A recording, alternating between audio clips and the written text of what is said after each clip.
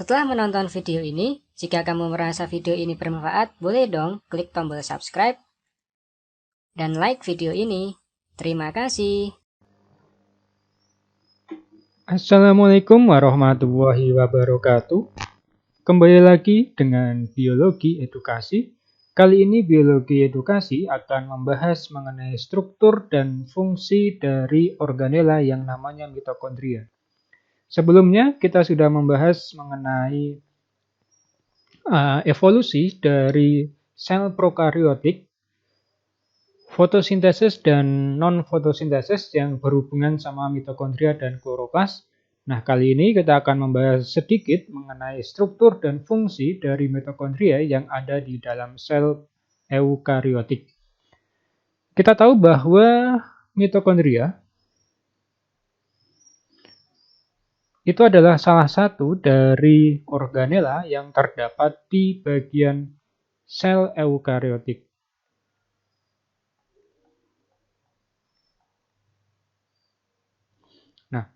Ketika dia di dalam sel eukariotik, mitokondria itu memiliki struktur. Kalau pada gambar yang ada di sini, itu nanti kita bisa membuat gambar secara sederhana dari mitokondria, di mana mitokondria itu nanti gambarnya kurang lebih kalau dibuat sederhana seperti ini. Nah, di bagian paling luar ini terdapat yang namanya membran luar.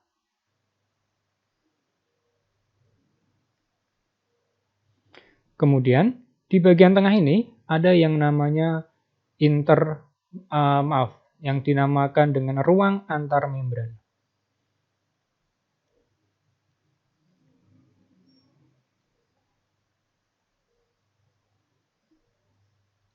Kemudian di bagian dalam ini ada yang dinamakan dengan membran dalam. Kemudian yang bagian di dalam sini ada yang dinamakan dengan metrik. Nah, kalau pada gambar terlihat jelas bahwa di sini ada bagian membran luar. Jadi dia membran yang paling luar yang menyeliputi dari mitokondria dinamakan dengan membran luar. Kemudian di sini akan ada ketemu membran dalam di bagian dalam ini dan ruang antar membran atau di sini dikatakan sebagai intermembran space, ruangan di antara inner dan outer membran. Di bagian metrik nanti ada dua hal yang penting, yaitu terdapat DNA, kemudian juga terdapat yang namanya ribosom. Jadi di mitokondria itu terdapat ribosom dan DNA di dalam matriksnya. Kemudian, fungsi utama dari mitokondria itu adalah digunakan sebagai tempat terjadinya yang namanya respirasi sel.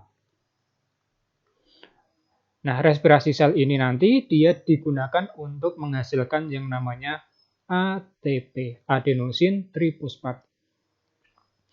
Garis besarnya, ketika terjadi respirasi di dalam sel, itu nanti akan membutuhkan suplai yang namanya oksigen. Jadi dia membutuhkan oksigen. Maka dari itu, pada sel eukariotik ketika terjadi respirasi sangat dibutuhkan oksigen. Nah, di dalam metabolisme sel, pada mitokondria ketika terjadi respirasi, ada 4 tahapan utama yang biasanya digunakan untuk respirasi sel atau metabolisme sel. Pertama, ada proses yang dinamakan dengan glikolisis. Kemudian tahap kedua, dalam proses respirasi sel akan ada yang namanya dekarboksilasi oksidatif.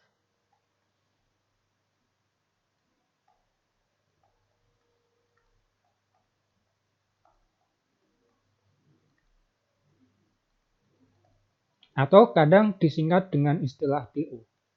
Yang ketiga, ada yang namanya sequescrap.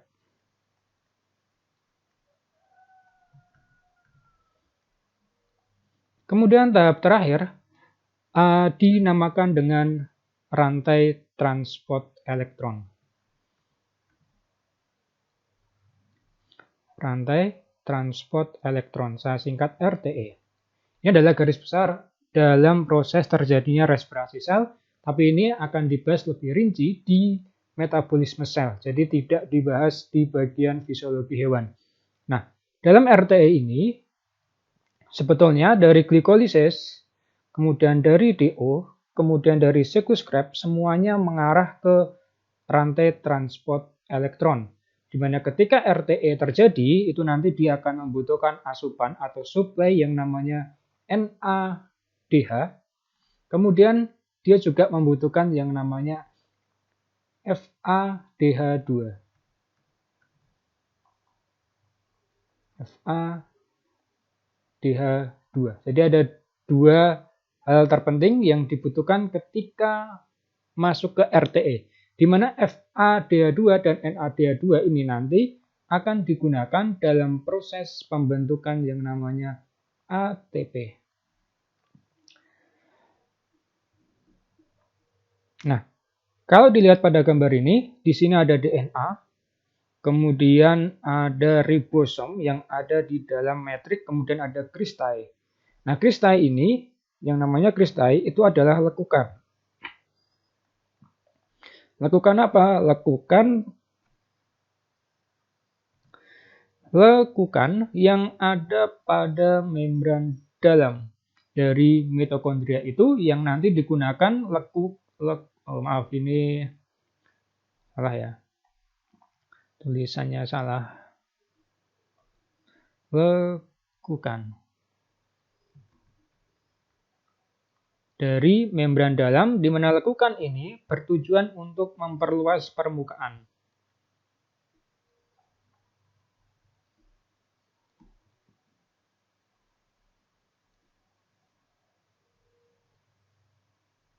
Nah, jadi fungsi dari kristai ini adalah memperluas permukaan, karena pada membran dalam itu nanti dalam proses metabolisme sel pada mitokondria, itu nanti akan dibutuhkan ketika terjadi proses yang namanya siklus Krebs.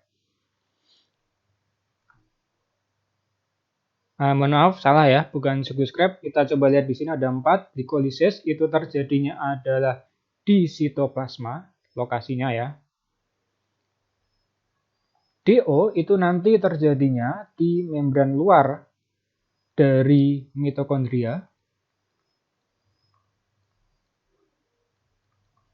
Kemudian siklus Krebs terjadi di bagian metrik dari mitokondria. RTE itu terjadi di bagian membran dalam dari mitokondria.